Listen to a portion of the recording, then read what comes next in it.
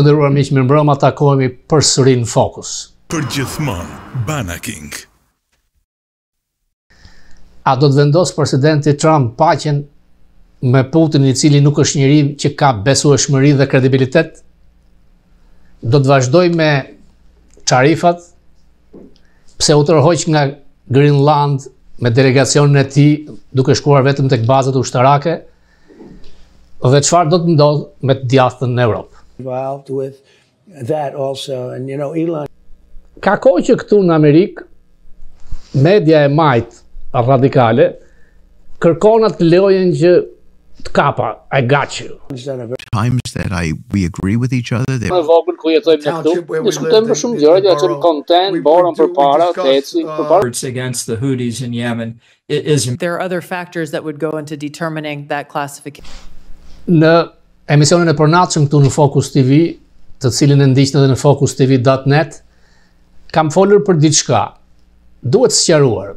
Presidenti Trump ka urdhëruar FBI-n, ka shep Patel, që të deklasifikoj dosjen e hetimeve për pjesën asaj që quhet Russian Collusion, për plasje ruse. E ka bërë me një urdhër ekzekutiv. Në fakt, e ka kërkuar ta bëj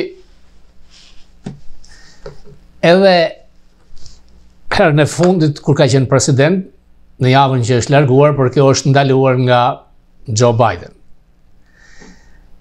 Dosja me Ganigel është 8.000 faqe. Pjesa e përplasjes ruse nuk ka të bëjë me ne. Natyrisht që në listën e armiqve të tij, zoti Trump, me Ganigel vjen me njëherë mbasorësit. Ka qenë një dosje e stisur nga një agent britanik, i cili në fakt ka pasur lidhje të mira me FBI-n dhe ka dhënë informata të sakta më parë, por me sa duket në këtë radhë jo. Dhe nga kjo ka nisur gjithçka në drejtimin e Ganigel, janë përgjuar në mënyrë të parregullt, janë proceduar në mënyrë të parregullt disa dhe janë dënuar. Është dënuar Paul Manaforte, i cili është personi më i aftë i fushatës zotit Trump. Ai që është bosi i Lacevitës dhe tek i cili kam besim që do të bëj fitues dhe koalicionin shqiptar, Paul Manaforte. Every one of these animals, I ate. I have been for literally 35 years a national political consultant, Republican political consultant, and I've done political campaigns from the lowest of levels to the highest. And dhe pikrisht avokatin dhe prokurorin që ka dënuar Paul Manaforte, Trump i ka hequr të drejtën të hyjë në zonat, në zyrat federale. Pra nuk mund të shtojë profesionin e tij, sepse zyrë federale janë korts, gjykatat. Është i ashpër ndaj tij. Kërkon që ka shep Patel të hap pra të gjitha këto pjesë të akuzave të stisura ndaj zotit Trump për Rusinë.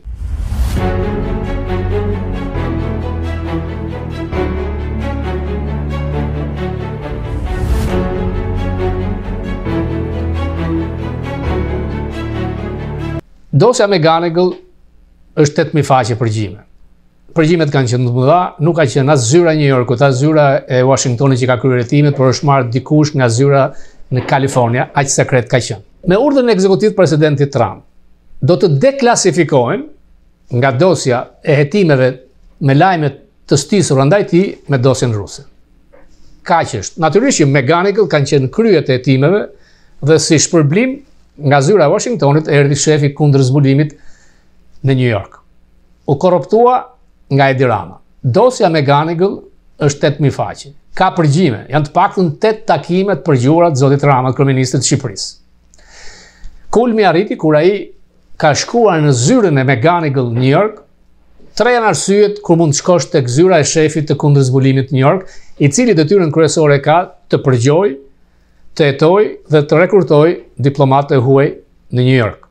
Pra ti ke shkuar në zyrën e Ganigel, ose ka synuar të rekrutoj, ose të ka të rekrutuar dhe raporton, ose kërkon të të marrë në hetim. Natyrisht që këtu, për të njëjtin krim nuk mund të gjinosh 2 herë. Me Ganigel bërja të dillat pazar me drejtsinë amerikane dhe u mbështet nga FBI i kaluar, pranoi që ka marrë $225,000 edhe pse në media është nga qeveria shqiptare, ka pranuar nga oficeri i sigurimit, por i azbutën duke thënë si uha, kjo nuk është e vërtet. Ndërsa New York dënuar për lidhjet me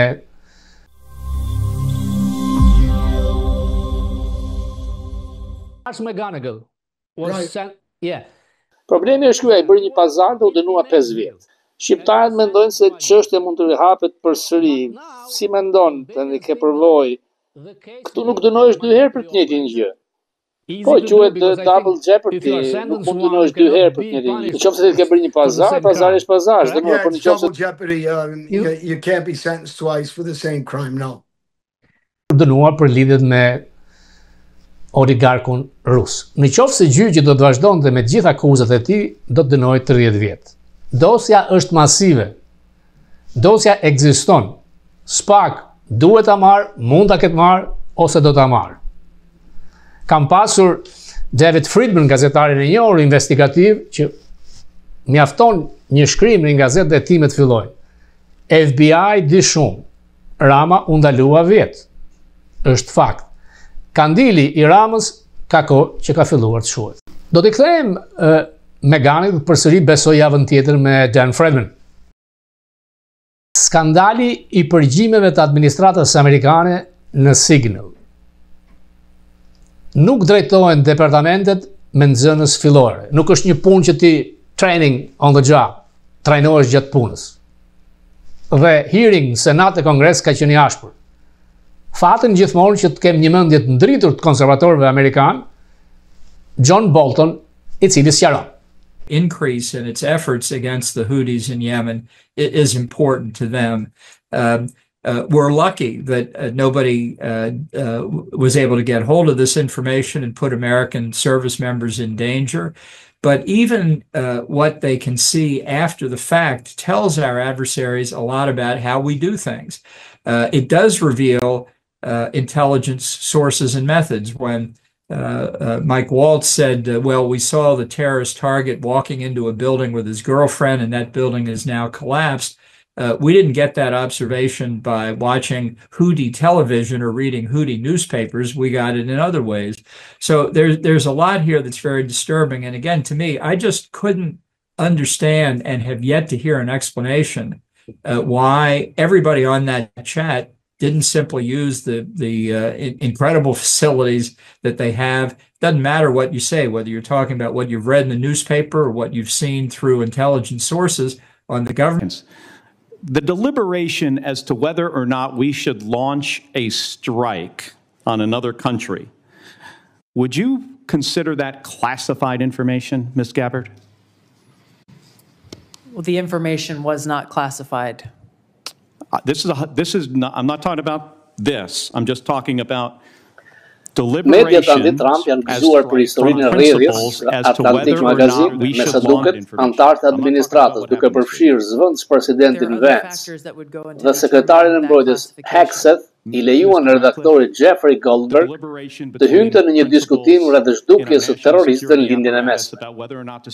Sigurisht kjo është një shkelje e sigurisë, sepse Goldberg është një urrejtës i Trump dhe tani po mburet për paaftësinë e administratës.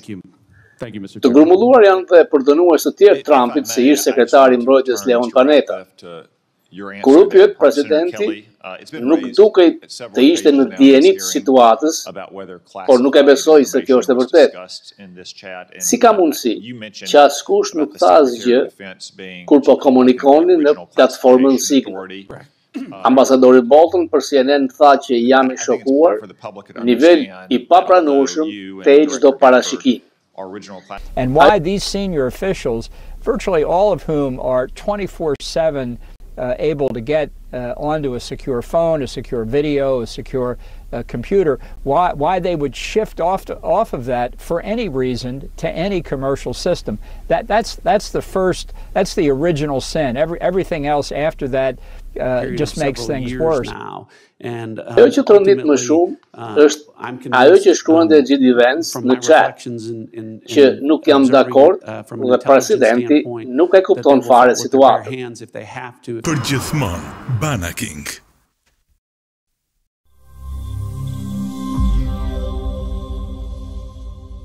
Dënojnë politikisht kreun e djathës franceze, ashtu siç donin të dënonin mua të mbanin në burg, të mburgosnin. Kjo është luftë politike. Dhe Trump ka drejt. E djatha europiane po sulmohet e egër. Patëm partinë alternativa për Deutschland për Gjermaninë, RDE, partia e djathtë gjermane, e cila ka fituar mbi 150 karrike në parlamentin gjerman, në Bundestag, por jo, elita, si majtas, si djathas, deklarojnë ne nuk bëjmë koalicion me këtë ekstrem djathtë. Se çfarë ekstremi djathtë është një parti që e ka te LGBT kryetaren e saj nuk e kuptoi. Ata nuk duan hapjen e kufive, emigrant pa sens, duan traditat e kryshtera, traditat e familjes. Pra ata janë shumë më poshtë se republikanët këtu, më në qendër.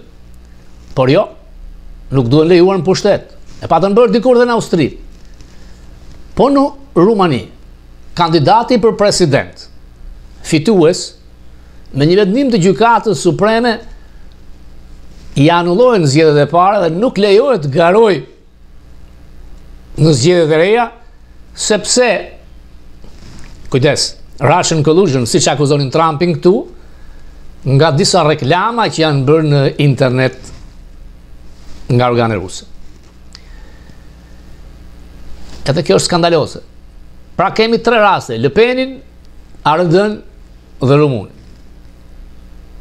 Pse Europa, e cila mbahet si elita e demokracisë, duke quajtur demokracinë amerikane si diçka të bastardizuar, nuk pranon që të drejtohet nga e djatha, por votuesi europian është zgjuar.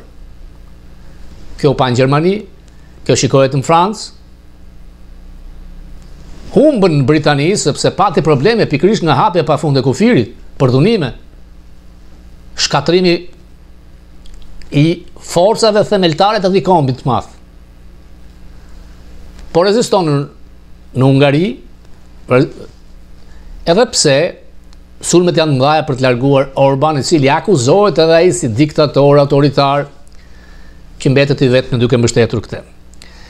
Presidenti Trump ju ka thënë njerëzve ndaj tij që të ndihmojnë të djathën kudo në Evropë. Paul Manafort, kjo figurë e madhe, si menaxher fushatash, ka qenë në Francë dhe kanë paguar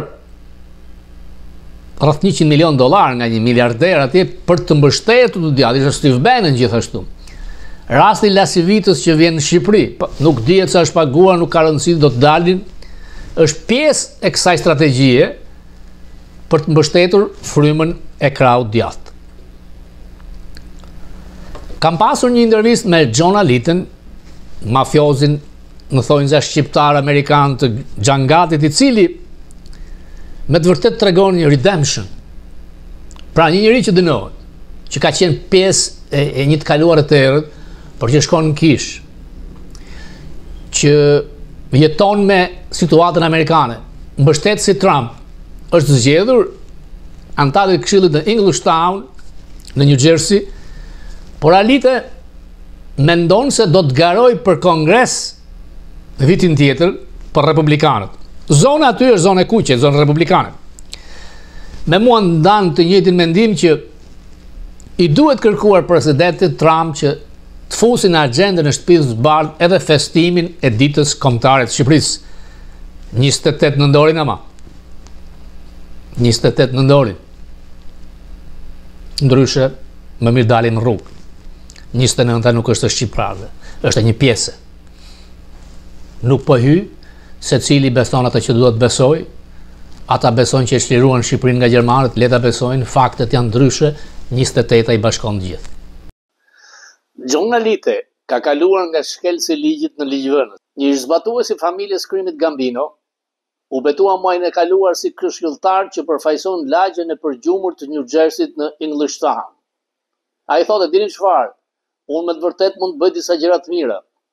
Puna e tij në vitet 80 dhe 90 si një fitues i lartë për Teflon Don, shefi Gambinos John Gotti dhe djalit Junior Gotti, do t'i shërbej atij mirë në politik, shpjegon ai. Unë I kuptoj gjërat si Machiavelli, thot ai, ashtu dhe tradhtin. E pyes është full time apo part time dhe çfarë partie ke garuar, më thotë që garova Partinë Republikane. What town in New Jersey? Yeah, New Jersey, Englishtown. Englishtown. How it works? Is it part time or full time? It's full time. That's good. Për mentalitetin shqiptar, kur dikush shkon në burg, ke bërë një kohë burg gjatë, jeta jote ka marrë fund. Life is done. Yeah. Is that wrong? Yes.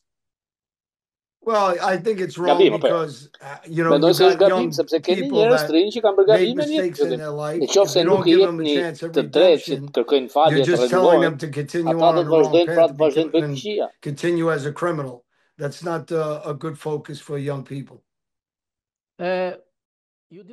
Ju pash diku në CNN me komrish me një gazetar të vjetër, apo jo? Isha me një analist legal edhe me një ornik. Ai ka qenë numri 2 në komandë e prokurori i Attorney General of New Jersey, of the state. Jersey.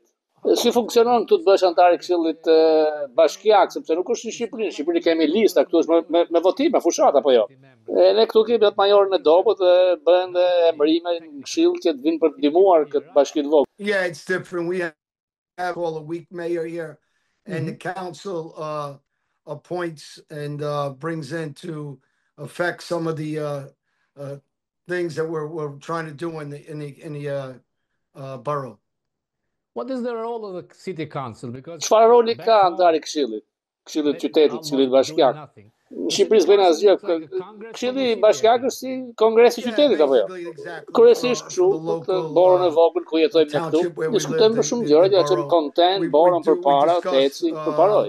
Flasim për parat që vinë nga toksat, liçenin që kemi, si do ta ristrukturojmë, sistemi shkollor, droga, zonën tonë, sa bëmë një provim për shefin e policisë lokal. Water towers, if we're going to sell it, keep it, the school system, drugs in the area.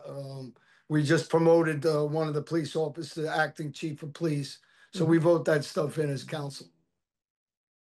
Kur je antar I Këshillit të një bashkie dhe një fshati, më tej të ku do shkosh? Të shkosh te Asambleja e New Jersey për Kongresin Amerikan, pra ke hyrë në politikë, ke këtë gjë. Është hapi I parë pra si këshilltar.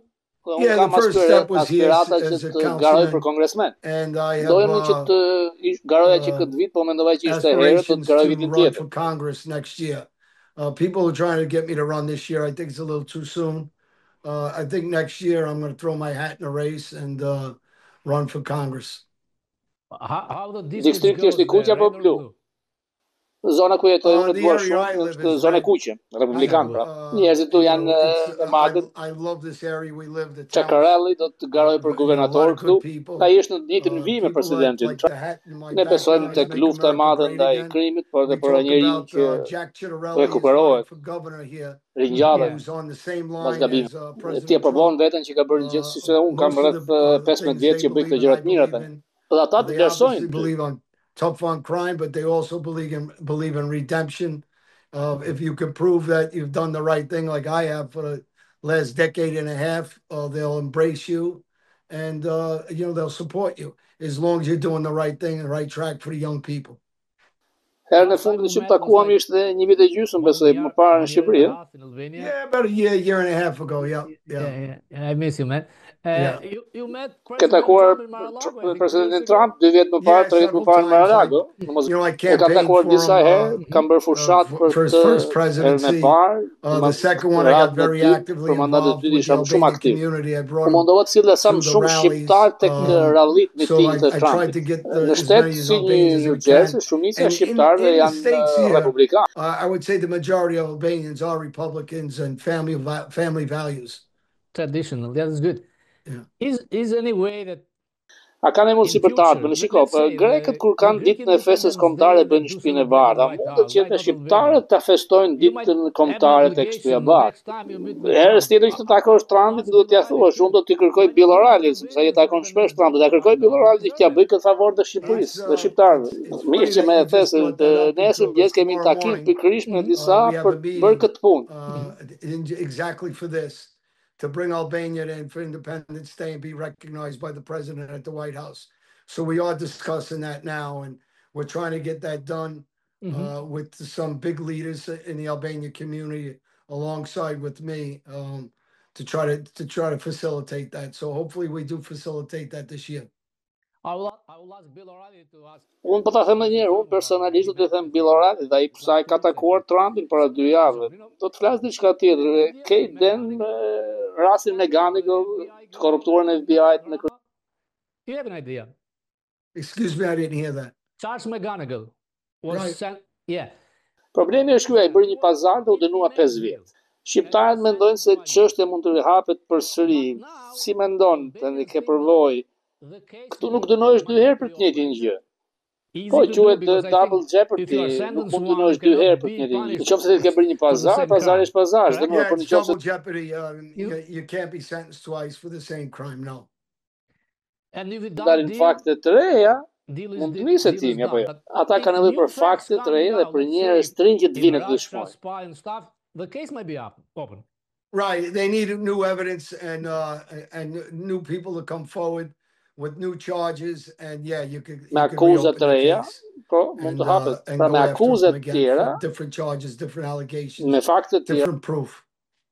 Is it possible, let's say the mund të nisësh një paditre. Dosja atje shumë e madhe, 8000 faqe, mund të që një prokuror shqiptar të vijë aty në gjykatë të kërkojë këtë. Teknikisht mund ta kërkojnë.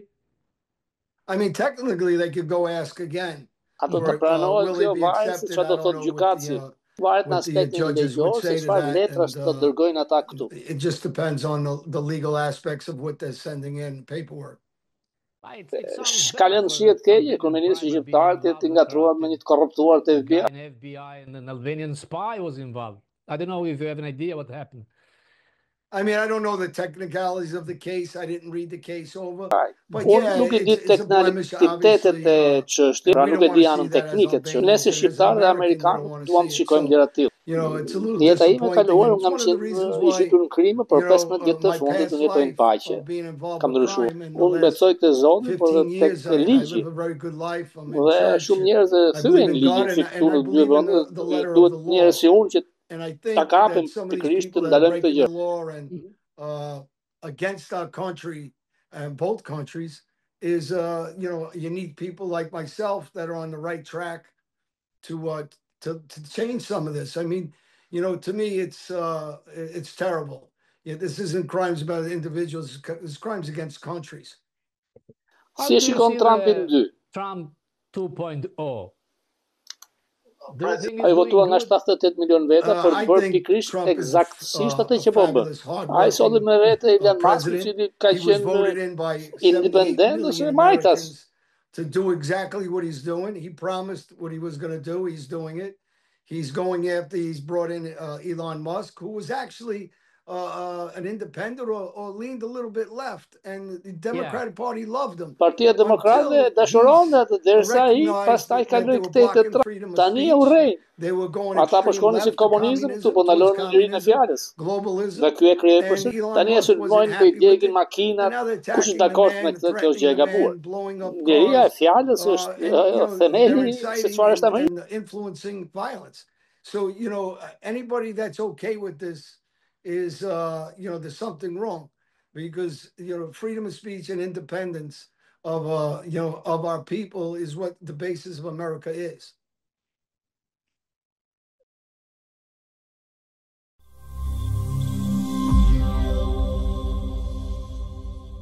Në qoftë se Evropa të vendos 30-40. Kjo është logjika, por mund të ndodhë që të rriten çmimet për çastin, mund të ketë inflacion. Tregjet e Wall Streetit u goditën. Pra Trump është vendosur në një kënd të madh, ka sulme të mëdha. Tani au çmend Trump që të psoj në këto momente kur ka filluar 100 ditë pushtetit të ketë ulje të madhe të stokut dhe rritje të çmimeve, sepse fundit votuesi amerikan për këto që. Ajo që duhet të them që një fakt që më gëzoi është që Serbia ka 37%, Maqedonia e Veriut 36%, Shqipëria e Kosova 10%. Por ne nuk kemi në një eksportim të madh. Në fakt tarifa është një taks. Zoti Trump duhet të kuptojë që ai që goditet jemi ne, konsumatori. Ai kërkon që pasurinë, wealthin nga konsumatori ta kalojë tek bizneset dhe te një grup punëtorësh që janë të mbrojtur nga këto tarifa.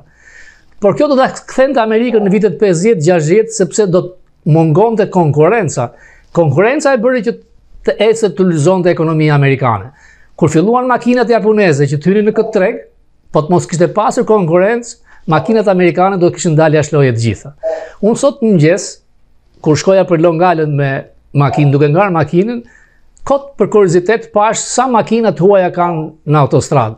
Janë më shumë se 90%. Amerikanët duhet të bëjnë makina më të mira. Nuk është problemi i gjermanëve që pengojnë makinat amerikane, është dhe diçka tjetër, në qoftë se BE-ja vendos 3% tarifa, por me vatin që është 22% shkon 25%, kjo është taksë e shtuar. Është një gambling i madh që zoti Trump po bën, mundohen ta mbrojnë këshill. Për shembull, ai ka thënë do të thaj kënetën në Washington. Ka shumë drejt. Në qoftë se ti vendos tarifa, do të shtohet numri i lobistëve, pra do të shtohet këneta me këta që do të kërkojnë të lobojnë tek Senati dhe Kongresi, sepse ai la një hapësirë që të gjithë liderët mund të më telefonojnë për të bërë deal, sepse në fundit ai është on and off. Trumpi e ndjen, nëse do të vazhdojë ulja e stokut, ai është njeriu që është mbështetur tek suksesi në stok dhe nuk besoj se do ta mbajë, do të bëjë dhe ulje. Ndaj thot presin telefonata. Problemi është që fakti është që të tjerët i vendosin tarifa Amerikës. Amerika është një ekonomi shumë e madhe, të tjerët kanë ekonomi të vogla. Por në këtë çast, nëse ti sillesh kështu, pra Trump sillet si një Cezar, ai që përfiton është shija i Kinës, sepse Kina mund të afrohet menjëherë me mallat e saj, si me BE-n. Kjo ndodhi mandatin e parë me Brazilin, kur i vendosi tarifa, tha Brazili do të marr mallar nga Kina. Pra është, e them edhe një herë, është një gambling i madh. Trumpi ka dy mënyra. Ose do të dështojë, dhe do të humbazë midtermin, për një vit mbaron çdo gjë, ose do të jetë i suksesshëm, por është diçka që ka ndodhur në vitin 1910. Every one of these animals, I ate.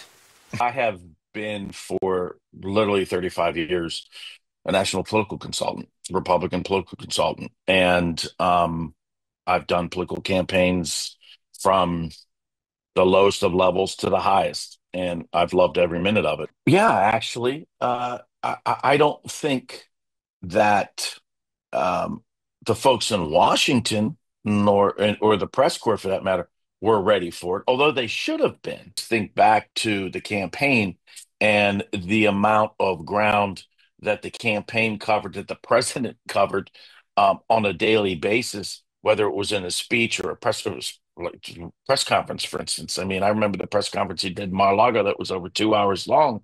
And, and just the sheer volume of issues covered and activities and all these things I think some people didn't think that, like, how would anybody be able to maintain all of the big ones on the bigger issues that he talked about doing, whether it was on men and women's sports and transgender surgeries or the border, most importantly, from that standpoint, and some of the issues regarding public safety. Every single thing that he said he was going to do in the executive orders, and then some, I've seen. None of this is a surprise to me, including the current conversation that we're having on tariffs, the current conversations that we're having on, and no one really knows how to respond, of your subsidize the product, subsidize the companies. So there's this big time trade imbalance that's always existed. And so, it's a degree of just basic unfairness that pisses the president off. And quite frankly, pisses off a lot of other people. And so and if the president's talking about trying to bring some balance to an imbalance, and then the other side responds with, okay, well, then we're just going to slap a 50% tariff on your whiskey. Trump's like, fuck you. I'm not going to put 200%. Përgjithmonë, Banaking. Përshëndetje, quhem Lerina Begani dhe jam kandidate e Partisë Lëvizja Dheu në qarkun e Beratit. Kush është dhe çfarë përfaqëson Lëvizja Dheu? Lëvizja Dheu është një lëvizje politike atletare dhe konservatore. Lëvizja Dheu ka në fokusin e saj zhvillimin e demokracisë, zhvillimin social-ekonomik, fuqizimin e shtetit ligjor dhe të së drejtës dhe mbi të gjitha ruajtjen e sigurisë kombëtare.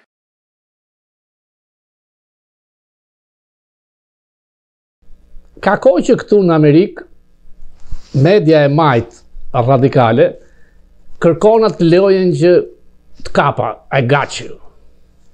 Gjithçka ka nisur nga Dan Rather, të cilin kam patur fatin të takoj njëherë në Washington, gazetari madh, i cili thuaj se i bëri head to see presidentit Nixon. Mënyra se si duhet zhvilluar një intervistë nuk është head to see. Bill O'Reilly, ikona e konservatorizmit amerikan, thotë që ti do të kërkosh të ekspozosh se sa njohuri ka personi, Trump, Obama, dhe t'jo paraqitësh njerëzve. Media e majtë amerikane e urren Trump. Të gjithë kërkojnë ta portretizojnë Trump dhe njerëzit e administratës tij si djallë, Hitler, nazist.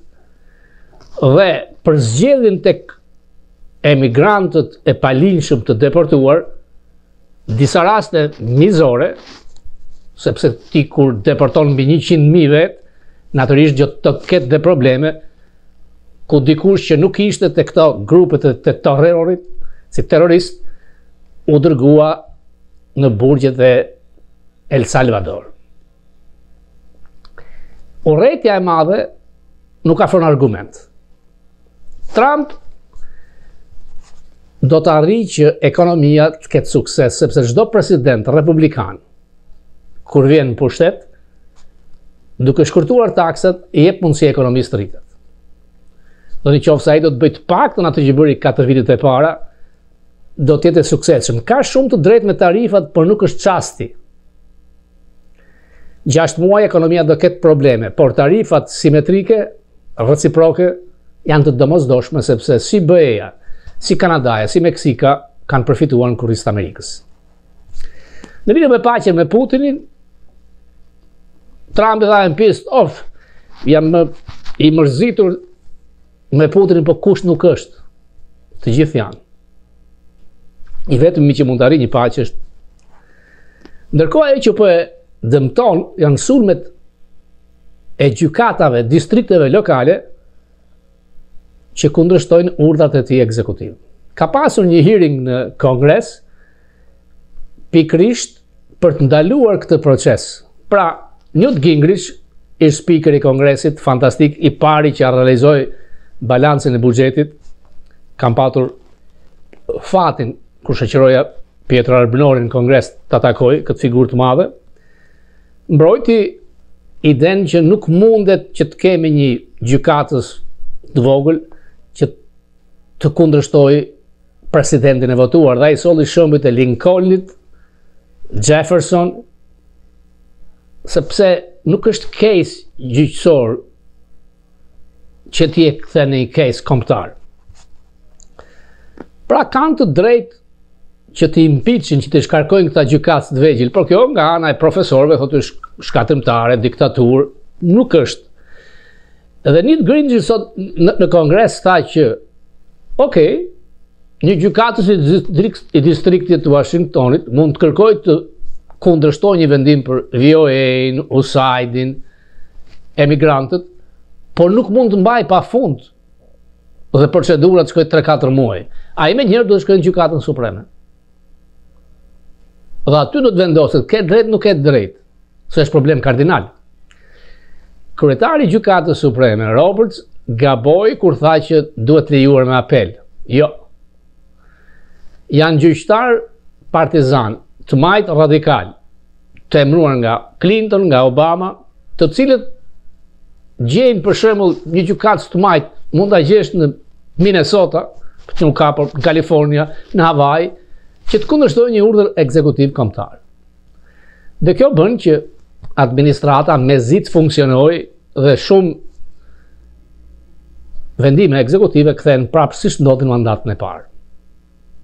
Qesharake, një vendim gjykatë ekzekutive i largon të gjithë punojësit e USAID-it, por dhe ata që janë të obdati që vinë, kthehen, vendos gjyqi përsëri largohen, është qesharake.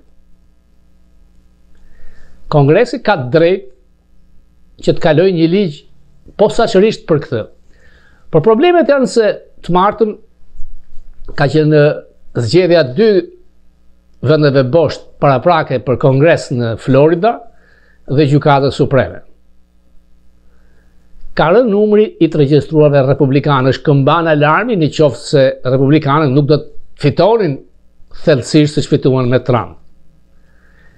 Natyrisht që ajo që vendos është ekonomia. Për një muaj nuk priteshin ato efektet e mëdha.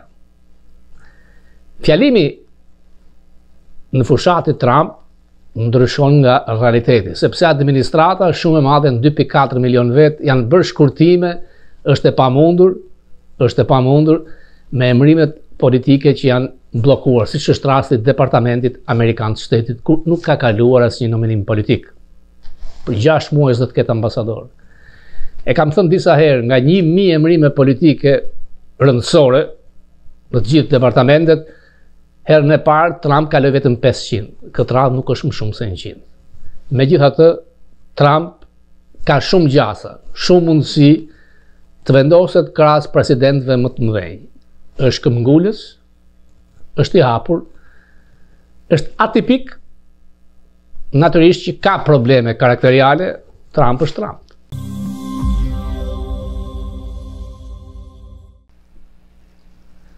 Trump ka zgjedhur si të dërguar special një ndër tesaxhi, Witkoff, shok, koleg me real estate, një open gay Dick Grenell, Dikun pra, krushkun e tij greko-libanez, a e kanë ata përvojën të kryejnë bisedimet diplomatike? Jo. Media amerikane po sulmon Witkoff, naiv, karagjoz dhe të paaft. Nuk mund të hapa i bisedat reale si duhet me një njeri shumë të stërvitur si Putin. Zhvilluesi i pasurive të paluajtshme, Steve Witkoff, të cilin presidenti Trump e bëri fuqiplot të tij në konfliktet e huaja, sipas medias amerikane është ose budalla, gënjeshtar ose naiv. Sido që të jetë, ai nuk ka punë të negociojë diçka aq komplekse dhe të ndërlikuar sa një paqe e supozuar midis një Rusie imperialiste dhe viktimës së saj ukrainës. Në intervistën e tij të fundit me Tucker Carlson, Witkoff bëri një seri të tërë pretendimesh befasuese dhe absurde. Po diskutoj vetëm 3, se presidenti zgjedhur. Americans really responded to that. And the world understands that. Like everyone kind of knows that's the agenda. And you said... Në ato pak qaste që i kushtoi ekraneve shqiptare, por më shumë medias, MCN-s faqen internet, por dhe gazetës Sot Jem Real, marr informacion se ç'ndodh aty. Janë 2 figura. Rama, i plakur, i lodhur, bajat, me batuta ignorante. Berisha, energjik, i veshur mirë dhe flet pa diskutim me pasuri intelektuale. Mund ta urresh Berishën, mund të kesh shumë gjëra ndaj tij, por midis dy ballafaqimeve, në qoftë se do të merrja një ndërkombëtar, një amerikan, një senator, një kongresmen, mjafton të tregoja 2 foto, për Ramën do më thonin 85 vjeçar, për Berishën 65. Për Berishën do thonin lider shtetrar perëndimor nga veshja, për Ramën diku nga Kazakistani, Afganistani. Përse Shqipëria do të ri peng i Edvin Ramës. 12 vjet janë më tepër se shumë. Dhe nuk ka prodhuar asgjë. Aq më tepër që ka marrë peng votot e majtës pa qenë i majt, dhe aq më shumë që është treguar anti-shqiptar i thekshëm, pro-serb, dhe ai që do drejtoj fushatën e Berishës, La Civita ka gjetur fjalën më të mirë. Këlyshi i Soros papet. Tani të jemi realist, Trump nuk ka nevojë vëmendje të madhe për Ballkanin dhe për Shqipërinë. Dhe Trumpin mund ta shikosh nga 2-3 opsione, pëlqen Orbanin, Erdoganin, larg qoftë Rama futet e ata. Por përplasja këtu është, po mbështetet një miliarder Elon Musk për të sformuar George Soros. Në një intervistë që ka pasur në një media djathtë, që për mendimin tim është më mirë se Fox News, Newsmax, ai e përmend Soros. Një segment. Violence. Have you heard anything about billionaires on the left, whether it's Soros or somebody else? Have you heard anything about planning, coordination, funding for these attacks? I believe that is part of it. Yeah, there are some of them that were involved with my trials that were, I think, probably involved with that also. And, Elon's done a very good job. He's found tremendous waste, fraud, and abuse, like levels you've never seen. People that don't show up to work and they get checks. I mean, so many different things that you can't even go over it. It's so much. Done a great job. And he's basically a patriot. He's in business and I've gotten to know him primarily through the campaign. He endorsed me. I appreciated it, but I didn't know him very well before that, hardly at all. And Sorosi e përbuz dhe urren Trump. Sorosi ka hedhur deri tani $22 miliard për të majtën wokiste për dëmtuar vlerat tradicionaliste amerikane. Nuk është asgjë $250 milion nga Musk. Elon Musk ka qenë i majtë dhe do të vdiste i tillë. Ka votuar në 2016 për Clintonin, ka votuar në 2020 për Biden. Dhe ka fituar miliarda dollar nga subvencionimet e majta të Teslës, ka qenë i adhuruar i tyre. Përse e majta akuzon që sot oligarkët po drejtojnë republikanët? Është vetëm një. Natyrisht, kemi oligark, plutikark, aristokrat, terma që vit nga Greqia. Harruat oligarkët masiv për të majtën amerikane, Bezos të rjetën me ta, Zuckerberg të rjetën me ta, Musku ka qenë me ta, dhe Soros, i cili arriti rekordin në midterm $122 milion në fushat. E thash dhe njerë, 22 miliard ka dhënë gjithsej. Shumë minore ato të Muskut. So George Soros lives in New York City. He's a billionaire. He made his money trading currencies. Soros jeton në New York, është një miliarder, ka bërë pasuri duke këmbyer valutat, siç të mund ta dini, është akuzuar dhe dënuar në Francë, por ai iku, ju largua burgut, është akuzuar për shkatrimin e valutës britanike dhe është dikush që ngatrohet me probleme me vende si juaj. Në SBA ka një bateri avokatësh që e mbrojnë nga shumë ndëshkime ligjore se si ai qëndron mes asaj që lejohet lidhur me donacionet, ai jep miliona dollar që politikanët e ekstremit majt të zgjidhen në zyra të ndryshme. Për mua ai është një njeri i ndyrë, një zuzar i madh. Askush s'bën dot gjë, por ai dëmton shumë njerëz. A mendon se ka lidhje me departamentin e shtetit, se është në kontroll apo ka lidhje me familjen Blinken, si operon? Soros është një operator i pavarur. Ai dhuron dollar. Putini nuk është. Putini kërkon të fitojë në maksimum. Luftat për të përfunduar siç tha Trump për 24 orë, ai mund ta bënte siç ndodhi atë 3 ditë kur i ndërpreu armatimet e Ukrainës dhe informacionet e inteligjencës. Ishte frika se Putini mund vinte në Kiev. Pra vetëm në këtë mënyrë mund ndodh ajo. Ai kërkon që të merren vesh, natyrisht nuk është e lehtë, sepse ato zona që ka marrë Putini nuk i lëshon. I quan ruse. Ukraina Zelenski është ulur, ka pranuar çdo gjë nga Trump, mbas asaj që ndodhi në 28 shkurt, nuk është më ai Zelenski. Trump i avancon, kërkon pronën edhe të centraleve bërthamore. Ato janë pronë shtetërore, nuk besoj se do t'ja lënë të gjithë këtë. Aq më tepër që ai centrali kontrollohet nga rusët. Problemi është që është Evropa që e mbështet nga pas. Janë klanet e luftës që duan që lufta të vazhdojë. Ajo që mua më duket e papranueshme është që e majta amerikane, që gjithmonë kanë qenë kundra luftës, këtë radhë do që lufta të vazhdojë në Ukrainë. Janë miliarda dollar, Amerika ka dhënë 170 miliard, nuk është pak, ka paguar për 3 vjet rrogat e administratës Zelenskit, ndaj ai duhet të pranojë çdo gjë që vjen nga këtu, dhe Trump është i bindur, edhe pse duke e toleruar Rusinë, dhe pse duke u shfaqur shumë i butë me zotin Putin, çka e dëmton këtu tek media që thon pse ka që but presidenti i Amerikës me një autokrat, kriminal, diktator, nuk ka zgjidhje tjetër. Mos u habit, që nga shumë media, siç ka filluar në Gjermani, në Britani, në Francë, do të fillojnë përsëri ato fake news, agenti KGB-s, aseti rusëve ka pasur shumë kontroll.